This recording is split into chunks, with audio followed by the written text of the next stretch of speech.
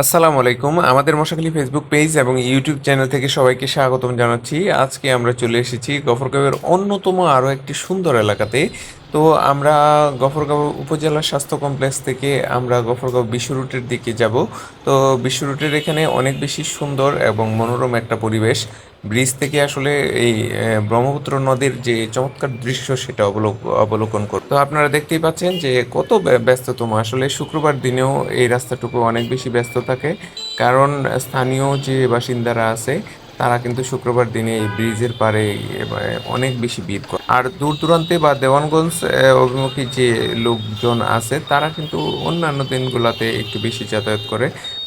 কিন্তু শুক্রবার দিনে আসলে গফরগাঁও উপজেলার যে মানুষ তারাই আসলে বাইক বা অটো রিক্সা এগুলো নিয়ে আসলে বেশি জমায়। তো চমৎকার সুন্দর একটা জায়গা। একটা সময় ছিল যে এই বিশ্ব রুট এলাকাতে আমরা অনেক বেশি ফাঁকা জায়গা থাকার কারণে এদিকে এসে অনেক সময় কাটিয়েছি।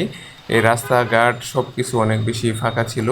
এখন কালের বিবর্তনে এখন অনেক বেশি ব্যস্ত এবং রাস্তার চারপাশে অনেক বেশি বাড়িঘর নির্মিত হয়ে হয়ে গেছে এবং এই এলাকাটা অনেক বেশি আসলে এখন যদিও একটু ভোগান্তি পোহাতে হয় আসলে ব্রিজ পর্যন্ত পৌঁছাতে, তবুও অনেক বেশি স্বস্তির এই ব্রিজের এলাকাটা। যদিও রাস্তাটার বেহাল দশা, আস্তে আস্তে আশা করছি যে সামনের দিনগুলোতে রাস্তাটা ঠিক হয়ে যাবে। তো চমৎকার সুন্দর একটা পরিবেশ দেখতে আমরা আসলে চলে যাব যে বিশ্ব রুটের যে ব্রিজ আছে এই ব্রিজের এখানে। তো আপনাদেরকে দেখানোর চেষ্টা করব।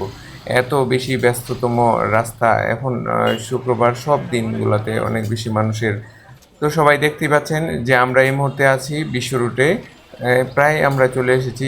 খুবই অসাধারণ একটা জায়গা। তো এখান থেকে যে চারপাশের যে এলাকাটা অনেক বেশি ঘনবসতি হয়ে গেছে। তো বিগত দিনে আসলে এত বেশি ঘনবসতি এখানে লক্ষ্য করা যায় না। ডিশের তার বা বৈদ্যুতিক খুঁটি এত বেশি পরিমাণ আসলে বোঝাই যাচ্ছে যে এখানে জনগণের কত বেশি চলাচল বা কত বেশি মুখরিত থাকে এখানে মানুষের দ্বারা।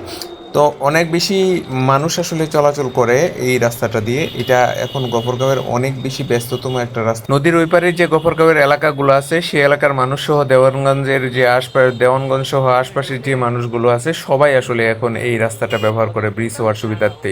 একটা সময় ছিল অনেক বেশি কষ্ট করতে হতো মানুষকে এই নদীটা পার হতে, কিন্তু বর্তমান সময় যে সহজে অটো মোটো বা হচ্ছে যে মোটর সাইকেল বা সিএনজি এগুলো করে অতি সহজে গফরগাঁও রেল স্টেশনে চলে আসতে পারে।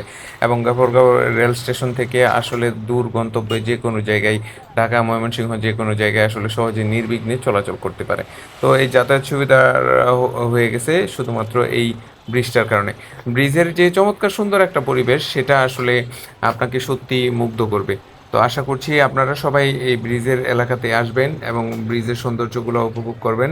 এখানে প্রায় শুক্রবার দিনই আসলে মেলার মতো হয় এবং এখানের পরিবেশটা অনেক বেশি জমজমাট থাকে।